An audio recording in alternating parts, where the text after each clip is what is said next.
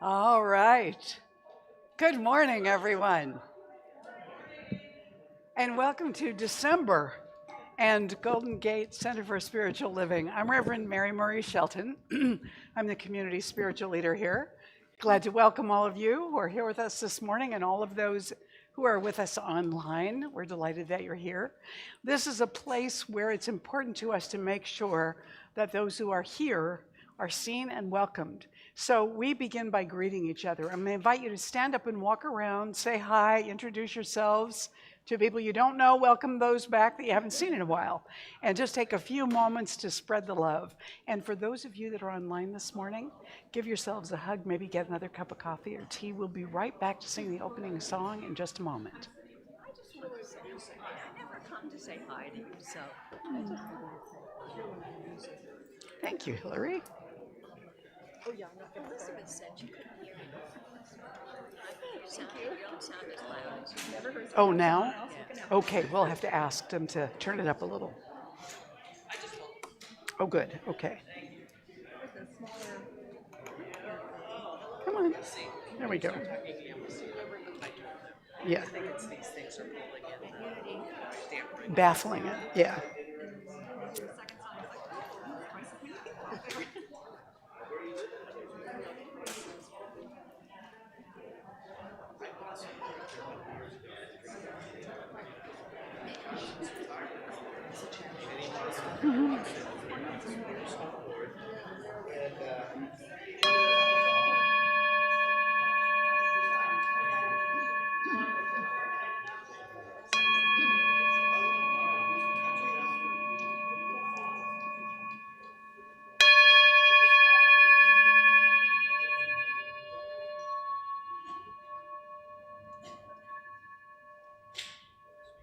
All right.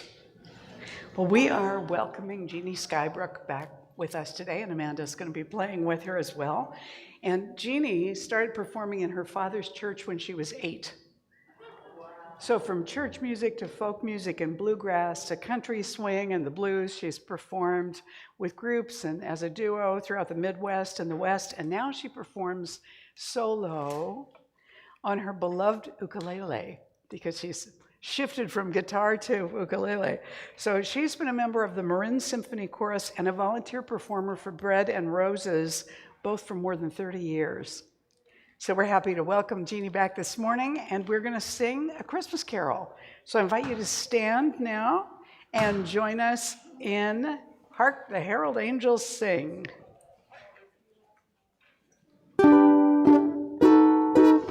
Bet you never sang this to ukulele.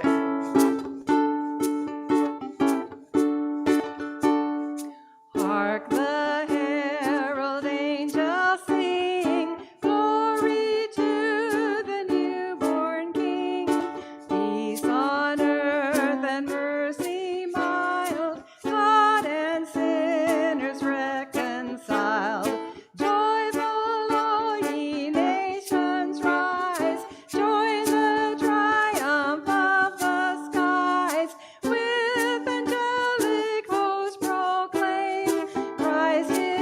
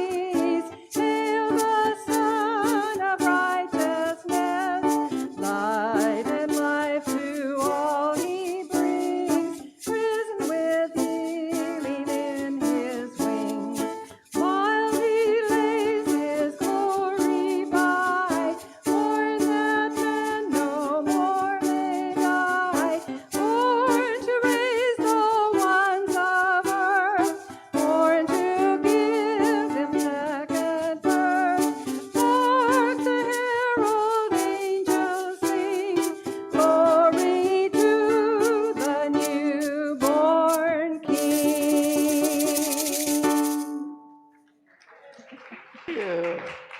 You may be seated. There's a lot in that. Yeah, I'll say more about that later. Please go ahead and silence your cell phones so that they don't interrupt us during the service. And we're going to turn within now, and Reverend Judith Fleener is going to come up and do the opening prayer for us.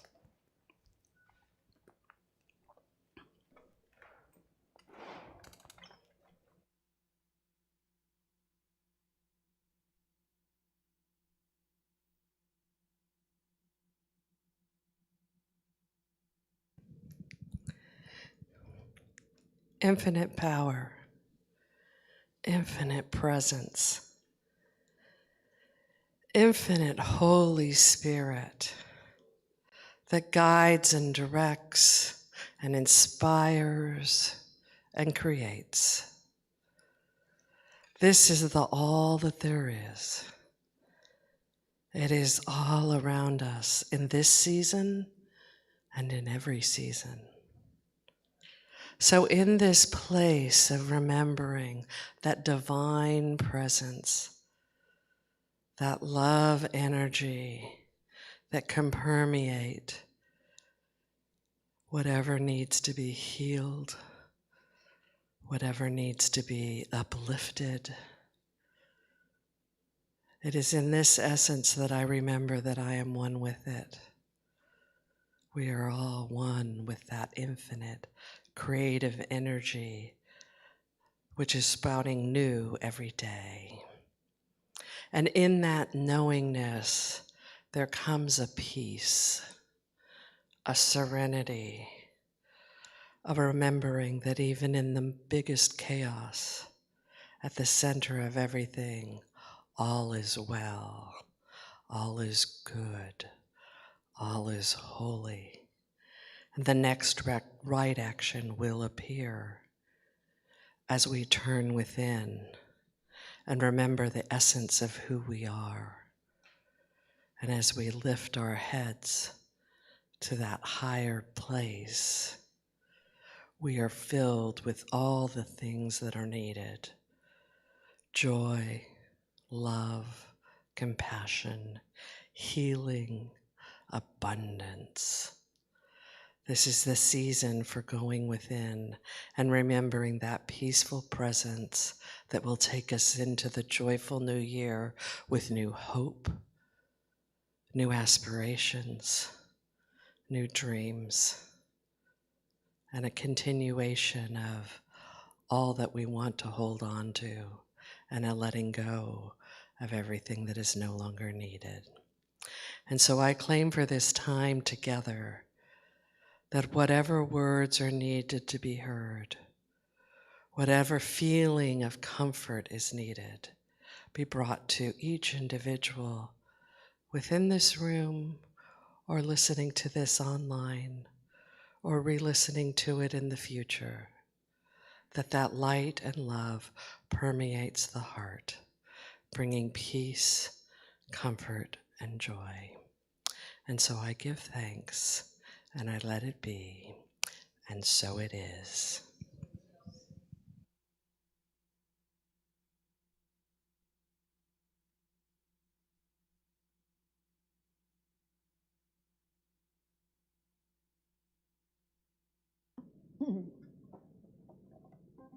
I brought my Christmas ukulele with me today.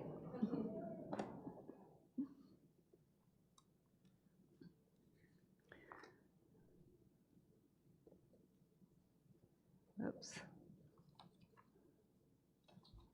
So this song, Hallelujah for the Birth, was written by Deborah Ray Thompson, who was the choir director at Unity in Marin several years back.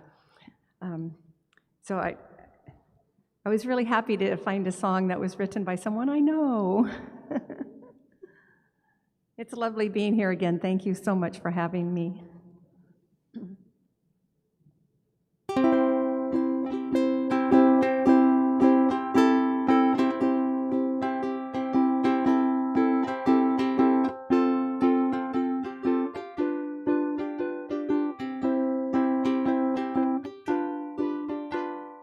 In this season, we remember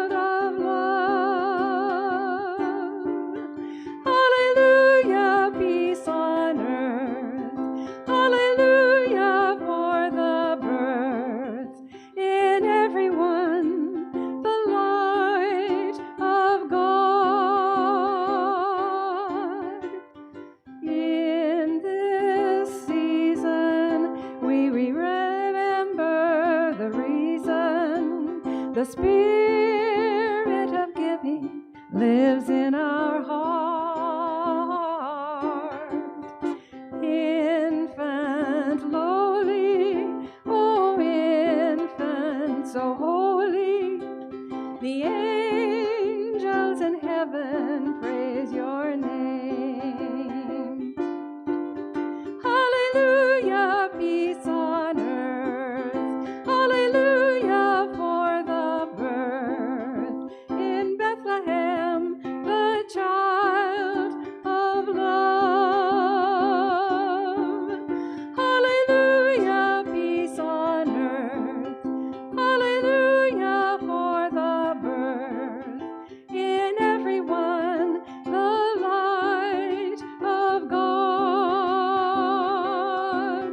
Hallelujah, peace on earth. Hallelujah for the birth in Bethlehem, the child of God. Hallelujah, peace on earth. Hallelujah for the birth in everyone, the light of God. In everyone, the light of God.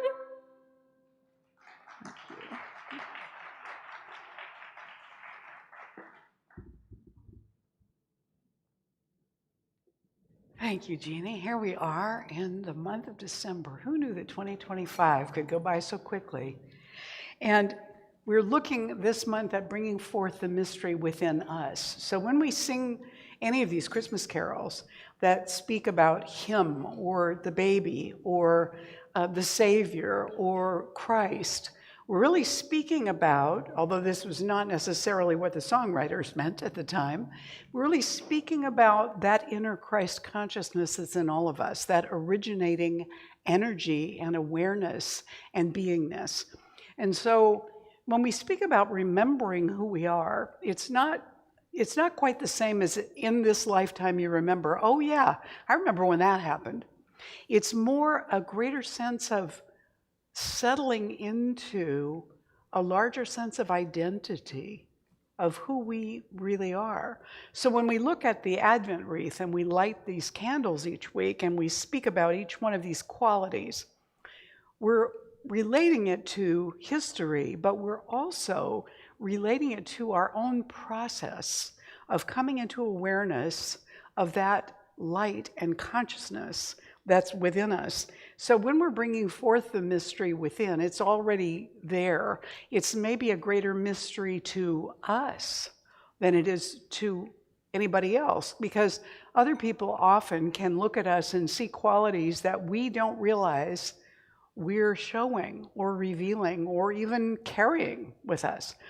And so they see something of that light. I don't know if you can tell, but the star at the top of this little tree is actually like a little person standing there like this. And all of this light and all of this majesty and all this swirling energy is coming forth from this person. Now, just close your eyes for a minute and imagine that you are that. You are standing in the shape of a star and you are exuding so much light that it sets the galaxies in motion.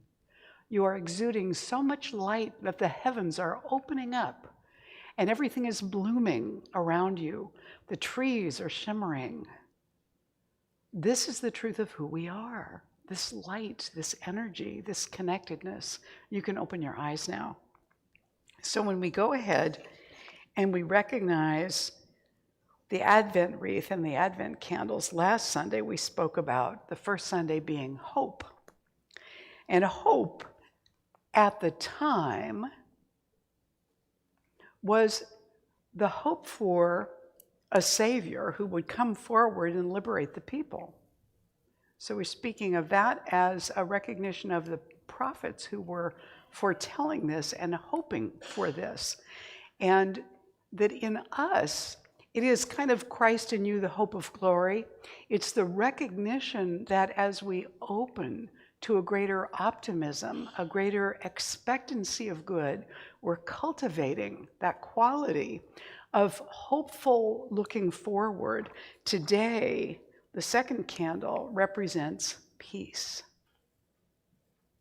So we have the evergreen wreath, which is made in the form of a circle, that everlasting love of God, always renewing.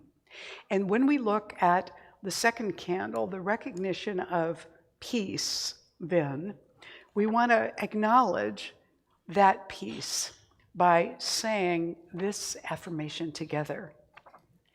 Today, I rest in peace, knowing there is no competition in God and there is no separation. Nothing and no one can harm my own true nature, because nothing and no one is different or separate from me. As I feel and welcome this truth, I am enfolded in peace. I want to say something more about peace while I'm on this particular slide. And you know, some time ago I spoke about the podcast, the telepathy tapes, about non-speaking autistic people and their experience of telepathy with family, with friends, sometimes with people not even in their community or even in their country. And I'm listening to the second season of that, and it's speaking about other nonlinear ways of knowing that people have, whether they have healing abilities or they have psychic abilities. And I was listening this morning to a woman who is, or the group of people that the moderator was talking to, are people who communicate with animals. And one of the discussions was about an African gray. Now, you know, African gray parrots can learn a huge number of words. They can be very verbal. But this particular parrot, his perch in the evening at night was, or in his cage, I guess, was in this woman's bedroom. And the bird would wake her up in the night commenting on her dreams. Not just saying something random, but something that actually made sense. And they tested this animal. So Rupert Sheldrake was involved in this particular test. He went to the woman's home. He asked her if she had any cards, and she had tarot cards. So he chose a tarot card that had a picture of a girl on it, and she just looked at the card. And in the other room, the African gray said, "It's a girl." And there were several occasions where the animal did this. So I'm thinking about how animals talk to each other, how they communicate. Their minds are not always busy with concepts like ours are.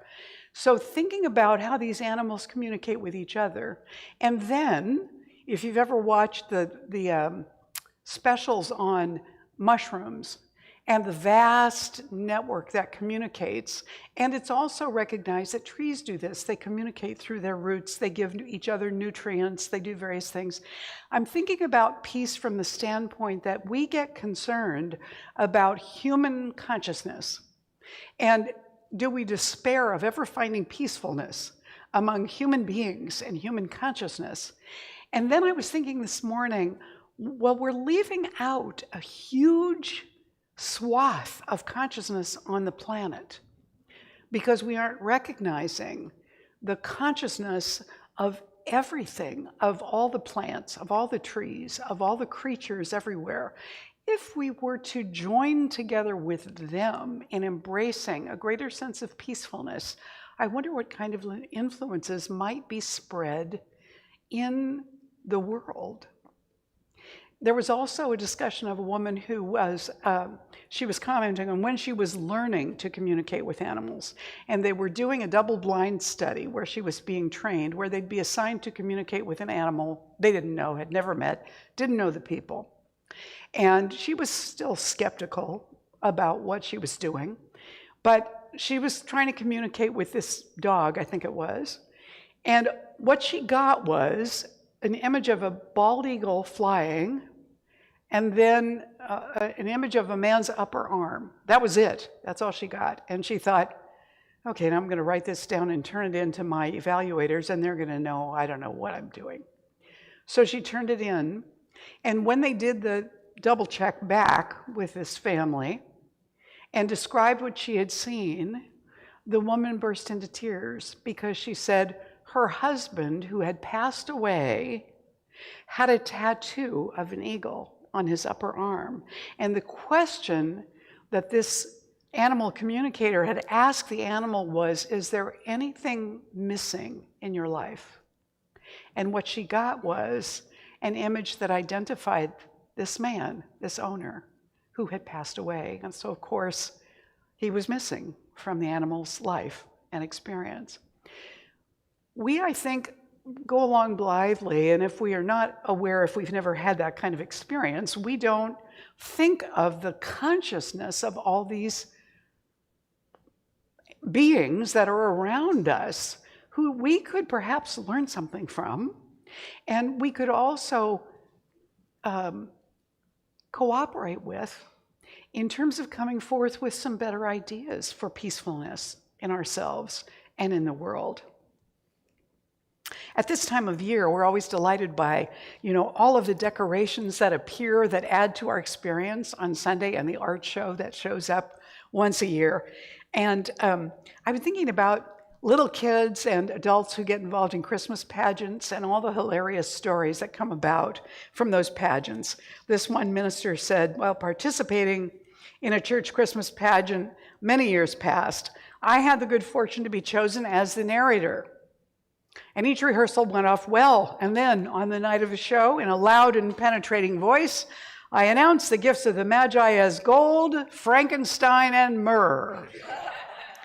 Yes, well, maybe not quite. So we're talking about this morning how our souls are made of peace, even when we get to laugh at ourselves because we didn't quite get it right.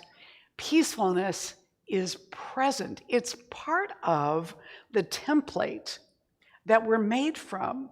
So our souls are actually made of that peacefulness.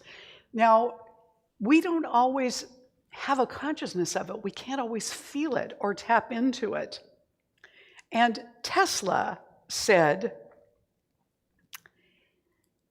if you want to find the secrets of the universe, think in terms of energy, frequency, and vibration. He said, my brain is only a receiver in the universe. There is a core from which we obtain knowledge, strength, and inspiration. I have not penetrated into the secrets of this core, but I know that it exists. What we now want is closer contact and better understanding between individuals and communities all over the earth, and the elimination of egotism and pride, which is always prone to plunge the world into primeval barbarism and strife. Peace can only come as a natural consequence of universal enlightenment. Now, enlightenment, we think of it a little differently in different world faiths. But I wonder if enlightenment doesn't begin with the awareness that we're constantly in communication with the unseen. We're constantly in communication with plants and animals, although we may not hear language in our heads or in our ears from them. But that communication is going on all the time. So what are we made from? What are we made from? Well, the same thing as the universe. I mean, first of all, we could look and say, well, I'm composed of ancestral DNA. You could look at my DNA and tell me what countries this DNA came from, even though I've never visited any of them or I don't live there. Excuse me, my DNA emerged from ancestors who came from those countries. Okay, that's one level. At another level, I'm composed of carbon atoms, and so is everything else that's a living thing. It's carbon-based. That's what we are. We're carbon-based. Okay. And beyond that, then, if you go beyond that, what are we? We are light, energy, vibration. frequency, just what Nikola Tesla was telling us. This is what we have in common with everything, with rocks, with minerals, with plants and animals, with stars. We are connected because we are made from that. And that essence, all of that, emerges out of the infinite as a contemplation of itself. So when all of this comes forward from the infinite, it starts out as that vibration.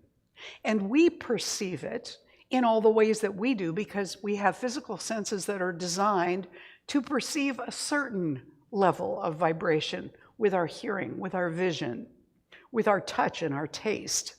But our founder, Ernest Holmes, says in The Science of Mind, each one of us comes forth from the same source. We are expressions of spirit in individualized form. The qualities of God reside in us. And what is one of those qualities but peace? When we focus on, he says, and cultivate these, they become stronger and more available to us at all times. Today, we consider the meaning of inner peace and how to claim it in our lives. He says, peace is the power at the heart of God. It is through the revelation of the self to the self that one understands life, that he approaches the power at the heart of God.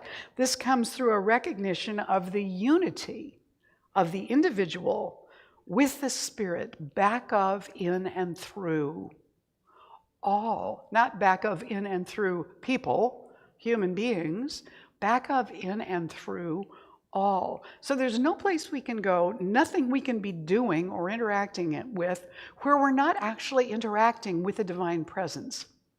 So this poinsettia flower plant right here, they're all leaves, really. The flowers are the little teeny things, but this is a being.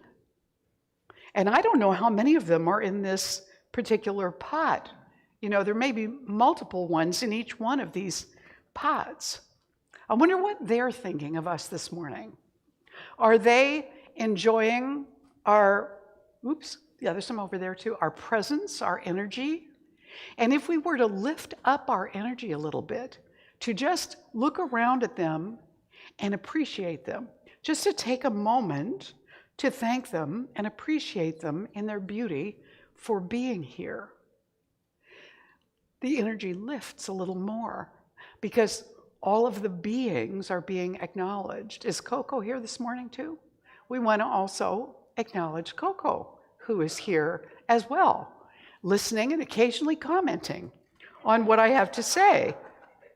So we're made from that, all of us, individually and collectively, we're made from that. So if we're made of this peacefulness and these other qualities of God, what the heck is going on with us?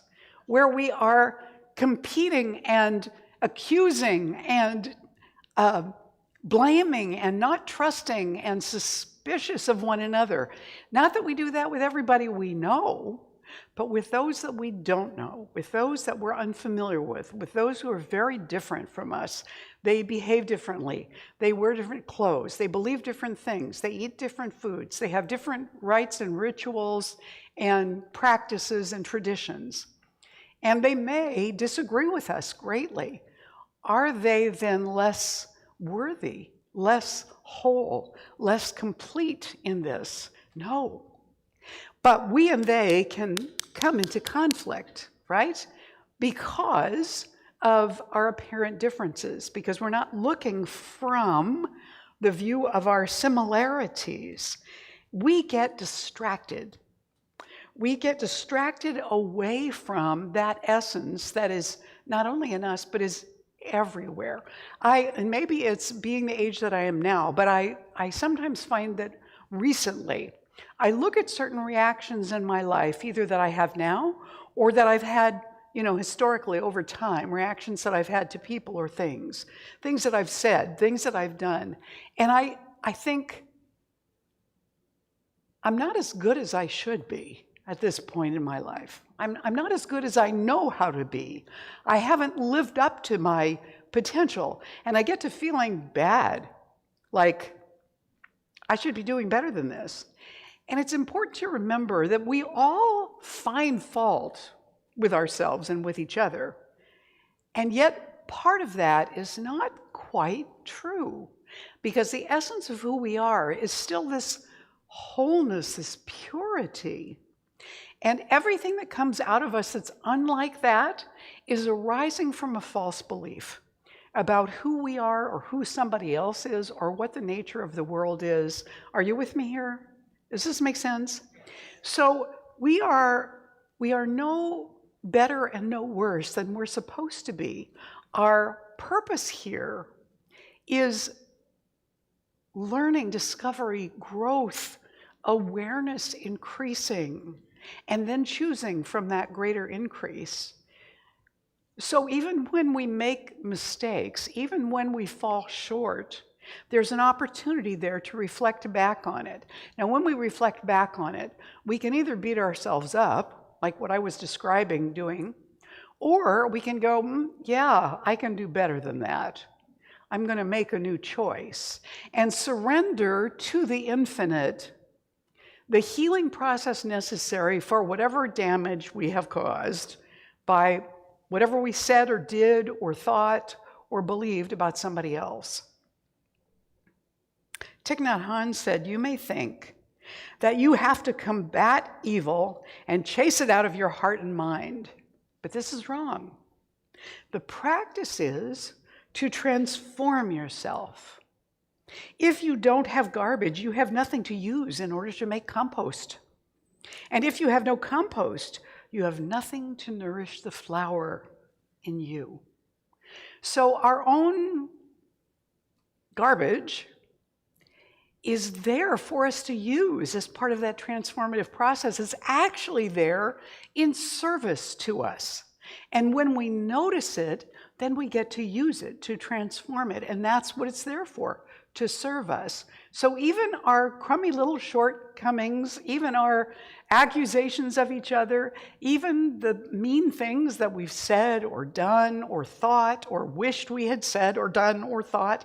You know how sometimes you have an argument with somebody and you think later, I should have said that. Even that can become compost.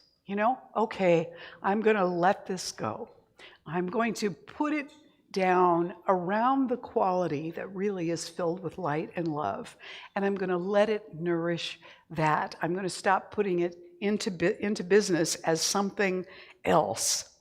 Nadia Bolz-Weber, who is this eccentric minister covered with tattoos, she says, "I like to think that when Jesus sent the disciples to cast out demons in his name, he intended for them to look with so much love upon those who had become fractured that their neglected pieces returned to the center of their being. He intended that the parts that were deemed unlovable by somebody or some institution, the parts abused by those who were supposed to love and protect them, could, in the gaze of love, reassemble." Isn't that a powerful image of Jesus not just doing magic, creating a healing for somebody, but rather like a Native American shaman doing a soul retrieval in that healing word or touch for that presence, bringing back the disowned parts, the parts that we have judged unworthy in ourselves. And I love this Italian film director and actor, Luciano de Crescenzo, who said, "We are each of us angels with only one wing, and we can fly only by embracing each other."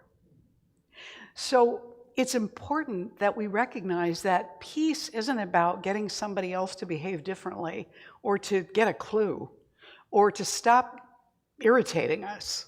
I'd have greater peace if you would behave better.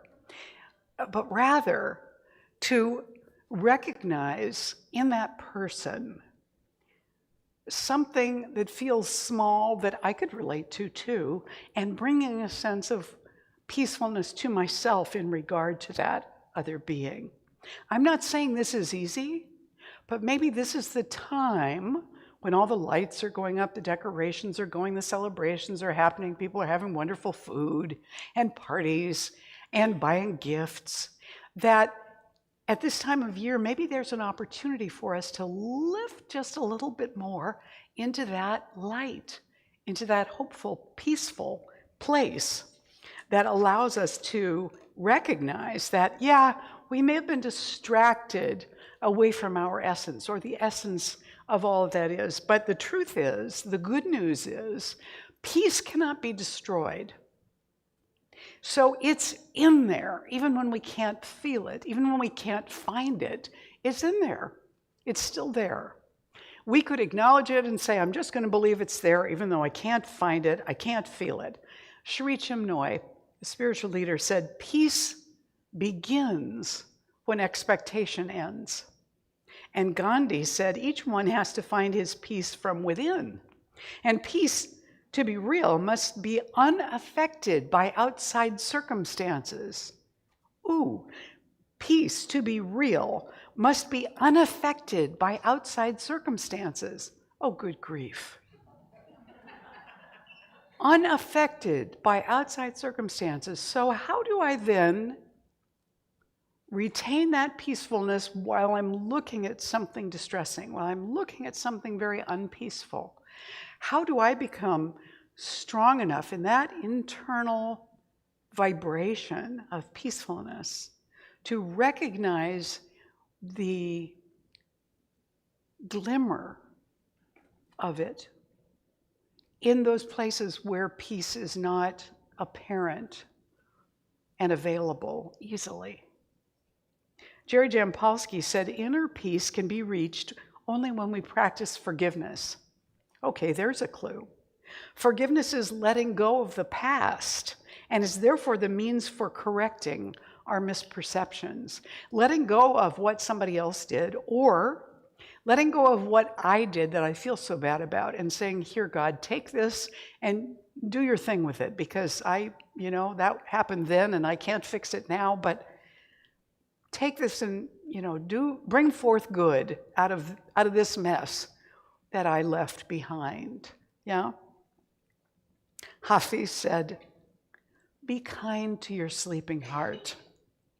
Be kind to your sleeping heart. Take it out in the vast field of light and let it breathe. This is what we're doing with the part of us that is still asleep.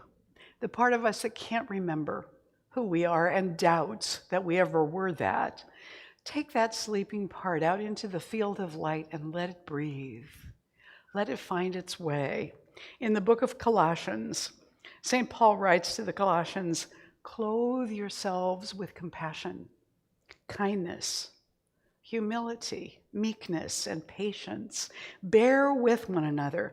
And if anyone has a complaint against another, forgive each other. Above all, clothe yourselves with love, which binds everything together in perfect harmony.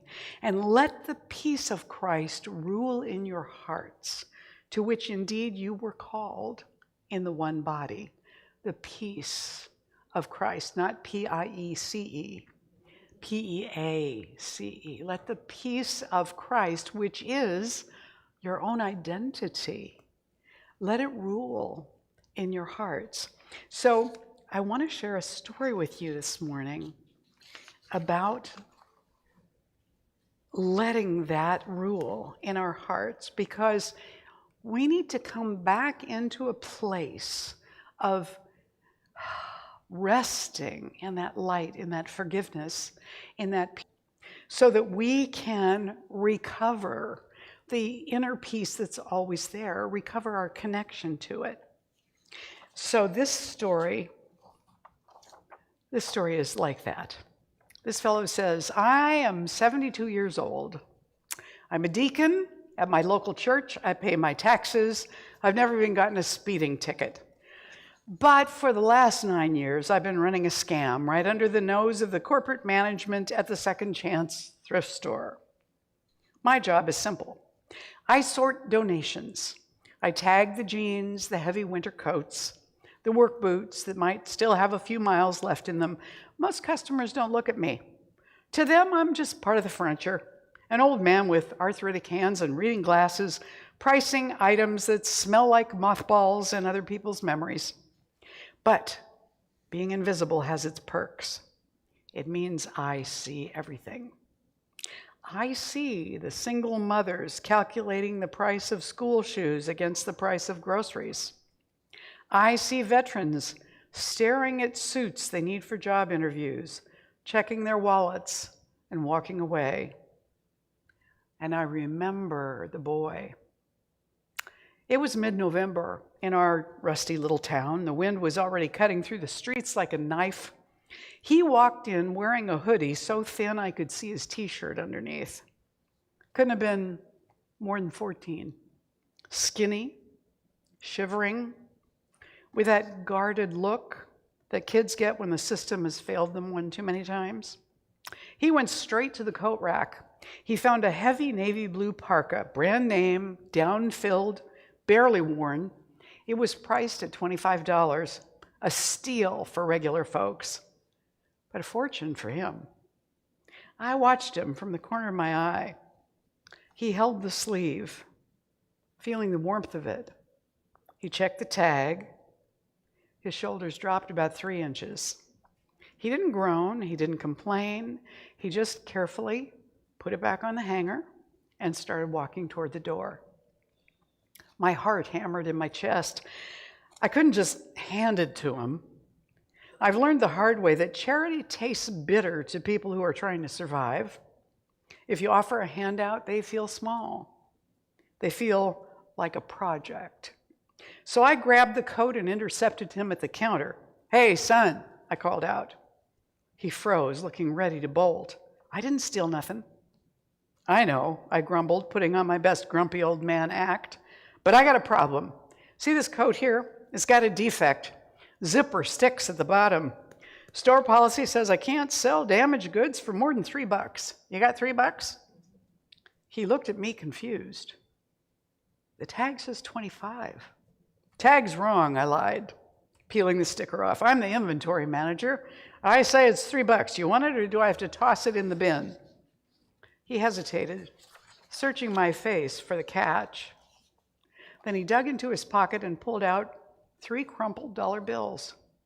"Yeah," he said, "I'll take it." He put it on right there.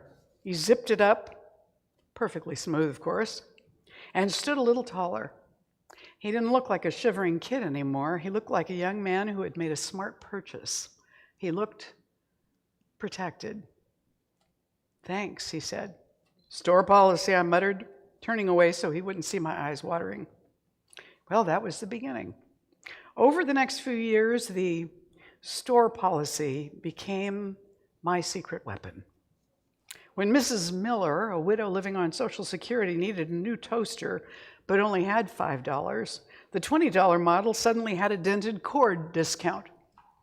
When a young father needed steel-toed boots to start his first construction job, I invented a Tuesday morning workwear clearance.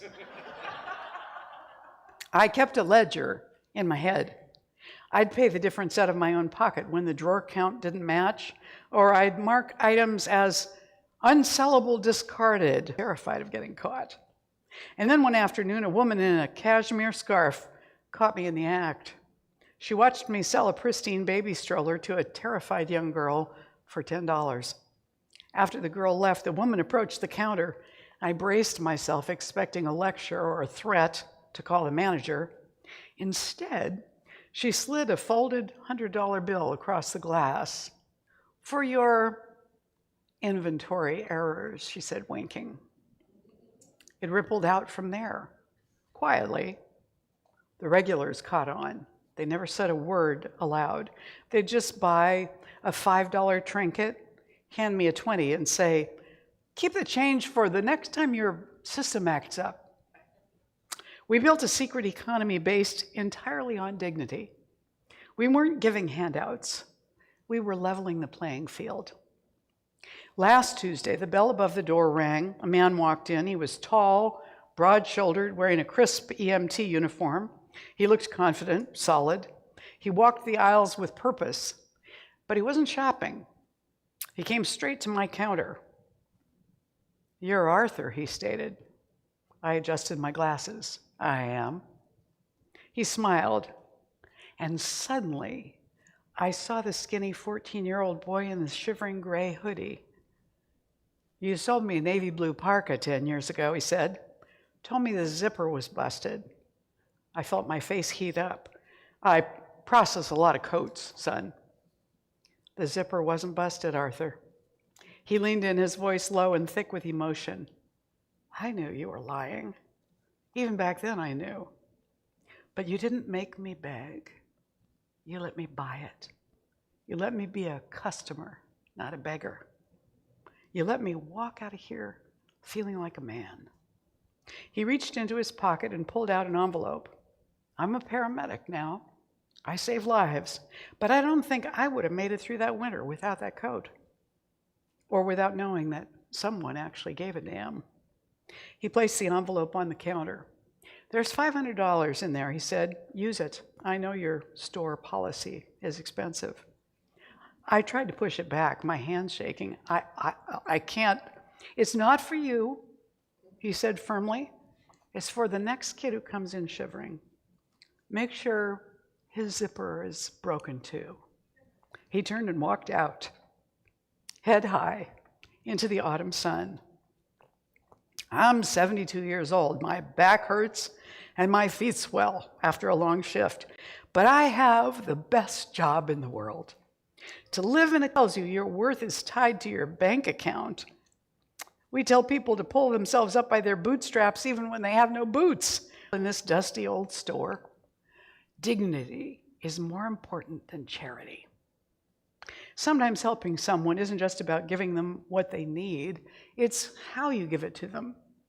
If you can help someone while letting them keep their pride, if you can help them without making them feel small, you don't just feed their body or warm their back, you save their spirit. So I'll keep lying. I'll keep bending the rules. I'll keep making up policies that don't exist, because the price tag doesn't matter. The person wearing the clothes does. Yeah. So connecting, that's what brings us peacefulness. That's what reawakens inner peace. Being forgiving, offering respect. When we are actively engaged in doing that, it cultivates a sense of peacefulness within us, a sense of balance and contentment and appreciation. And after all, that's what we're here for. Namaste. Thank you. Please stand and join me for the morning affirmation. The morning prayer and affirmation. We do the prayer and go right into the affirmation. So stand, close your eyes for a minute.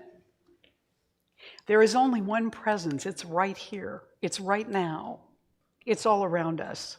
It's not sometime in the future. It's not some place we're going to be going to. It's right here. All of the presence in these flowers, in these plants, in these bodies, in this artwork, in this space. We extend our loving heart out into the space for all the living beings in this room, for all that is in this room, and feel it coming back to us. The same essence reflected back to us that we are, of love and light and energy and vibration and presence, of gratitude and peace. As we remember this in this moment, it sets a light in our hearts and minds, taking us forward into this week with greater hope, with greater peace, with greater optimism and receptivity toward one another, with greater forgiveness for ourselves and others. We step into the light of the season that reflects and reminds us of who we are. And we are grateful for this expansive place of inner peace. We let this prayer go into the creative law of mind and spirit and into the divine presence of God, where peace was always the truth and is in this moment too. We simply let it be so.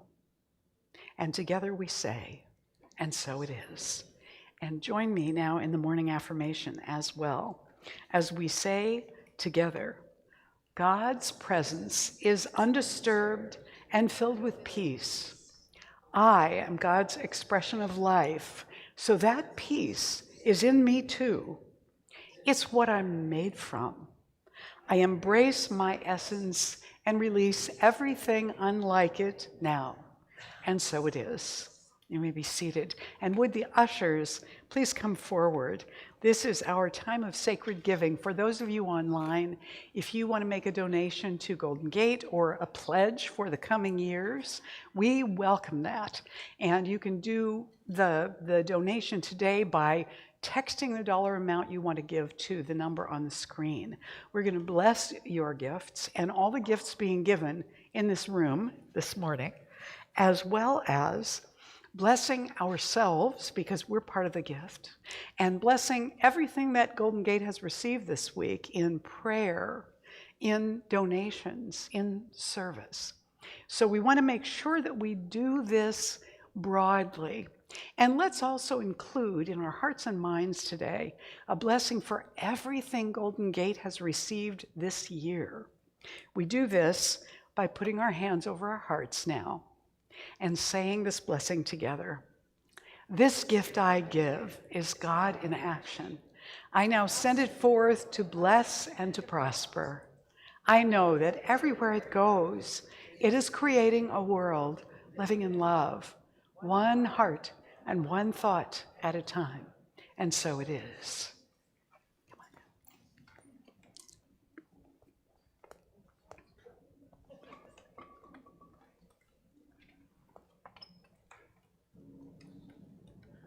I really enjoyed that talk. Thank you. That story was great.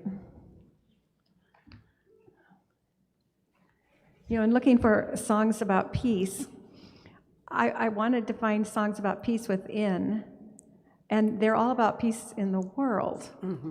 And then I started thinking, well, if there's peace in the world, then there's peace within. And if we have peace within, then we can have peace in the world. So it all works. And you know, from last time, if you were here when I was here, I like to sing, and I like everybody to sing. So if you want to sing along with me, you have my permission.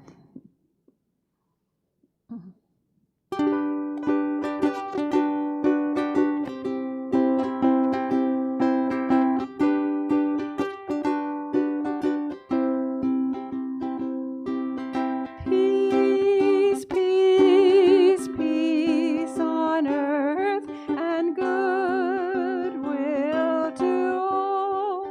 This is a time for joy. This is a time for love. Now let us all join together for peace, peace, peace on earth.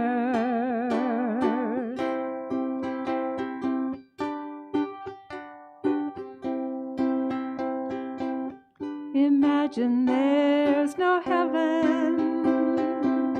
It's easy if you try. No hell below us, above us only sky. Imagine all the people living for today. Imagine there's no countries. It isn't hard to do. Nothing to kill or die for.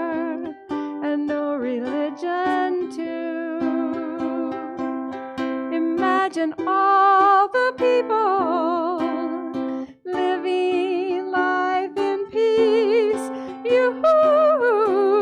You may say I'm a dreamer, but I'm not the only one.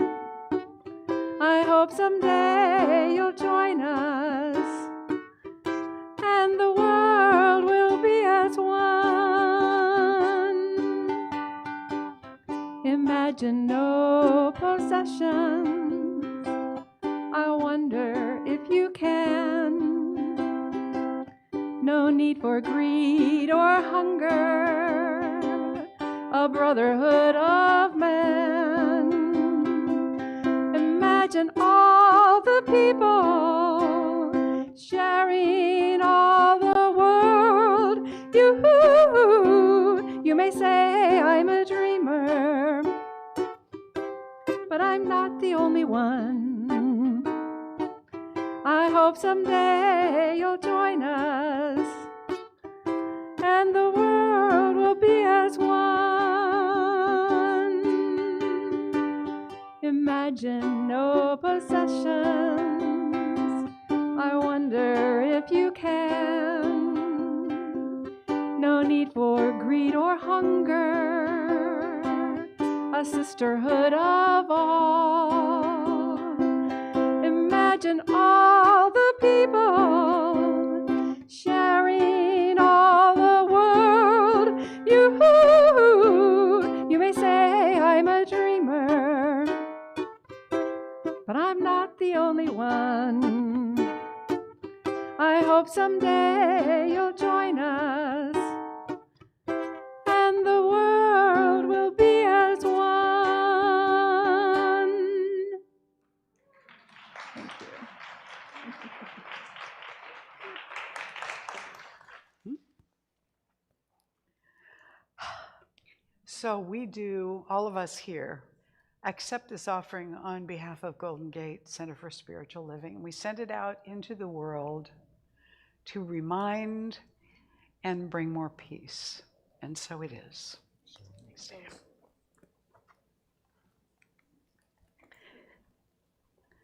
If you are with us for the first time today, I want to direct your attention to the table back here behind this section where we have all of our welcome goodies, flyers, bookmarks, all kinds of Science of Mind magazines, all kinds of stuff. Feel free to take what you'd like from back there and make sure that you get a welcome packet. Galen has one, she's holding it up. It's an envelope that says welcome on it. Inside there's a blue card. If you take that blue card out, fill it out and give it to her, she's going to give you a little book as our thank you for being here with us today. And it's also your invitation to come back. We look forward to having you come back and getting to know you. And also I want to say thank you to everybody who was here to set everything up today. We're also thankful to the Community Center for the extra Christmas decorations and lights and joy, the Frost family for this lovely gnome-covered altar. I mean, there is a big Santa cookie jar up there, but the little gnomes, they're really making it, all of them out in the front there. And we want to thank Jeannie and Amanda for the music today as well. Many thanks for being here with us. And today is also the first Sunday of December. So if your birthday is in December, would you please stand? Anybody that has a December birthday? All right. Happy birthday to you. Happy birthday to you. Happy birthday, dear December. Happy birthday to you. Yes. As you know, our town hall meeting is taking place right after the service. There is coffee and there will be snacks, but please come and just sit down. And we're going to set up a Zoom for those that might want to be online with us. I think that'll work. And we're doing it anyway. And then Karen Frost, our Leadership Council President, and I, and our treasurer, may have some various things to share with you and find out from you as well. Also, I want to let you know that